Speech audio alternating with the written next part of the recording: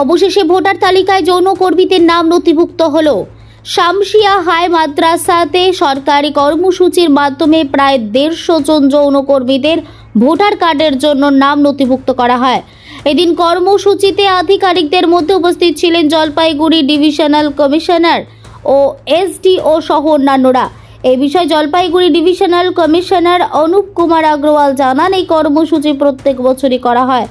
যারা 18 বছরের ঊর্ধ্বে বা যাদের ভোটার তালিকায় ভুক্ত থেকে নাম বাদ পড়েছে তাদের জন্য এই কর্মসূচি করা হয়ে থাকে। শুধু যৌনকর্মীরাই নয়, তাদের পাশাপাশি তৃতীয় লিঙ্গ এবং যারা গৃহহীন তাদের জন্য বিশেষ ক্যাম্প করে ভোটার লিস্টে তাদের নাম নথিভুক্ত করা হয়। এ বিষয়ে যৌনকর্মীরা বলেন, তারা বহু বছর ধরে ভোটার লিস্টের নাম নথিভুক্ত করার জন্য বহুবার চেষ্টা করেও হয়নি, তবে এবার তাদের নাম নথিভুক্ত হওয়ায় বেজায় খুশি তারা জানান, ভোটার লিস্টের নাম নথিভুক্ত করতে হলে বিভিন্ন প্রমাণপত্রের প্রয়োজন হয়, যা এতদিন ধরে তাদের কাছে ছিল না। সেই কারণে দীর্ঘদিন ধরে তারা ভোটার লিস্টের নাম নথিভুক্ত করতে পারছিলেন না, তবে সরকারের এই উদ্যোগে খুশি তারা। না, সব আছে। কতদিন ধরে আপনি আছেন? 20 বছর। 20 বছর থেকে। বাড়িতে কে কে আছে আপনার? বাড়িতে আমার ছেলে, বউ, 2টা মেয়ে, স্বামী, স্ত্রী, আমার মা আছে। সবাই ছিল? মানে কারো, মানে আপনারই শুধু ভোটার কার্ড নেই কি কারো ছিল না?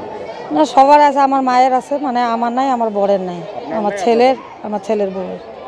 অসুবিধা কিছু হয় নাই, মানে লোন টোন উঠাতে গেলেই বলতো ভোটার ফটো লাগবে, না হলে হবে না।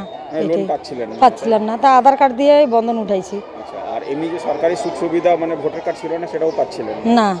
সরকারি সুযোগ না, পাইনি। ये summary revision of electoral roll प्रत्येक साल होता है। हर साल जो वोटर 18 साल की आयु क्रॉस करके उनके लिए कैंप मोड में और अदरवाइज वो ऑनलाइन भी अप्लाई कर सकते हैं। तो ये कैंप करके जिला प्रशासन, महकमा प्रशासन ने इन्होंने आज जो लोग छूट जाते हैं किन्हीं कारणों से उनके लिए विशेष कैंपेन करके बुलाकर यहाँ पर रजिस्ट्रेशन की व्यवस्था करी है।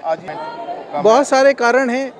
एक तो समाज में स्टिग्मा है, उसके कारण लोग आके, हमें बताया गया कि डोर टू डोर सर्वे में इंफॉर्मेशन बहुत शेयर नहीं करते हैं।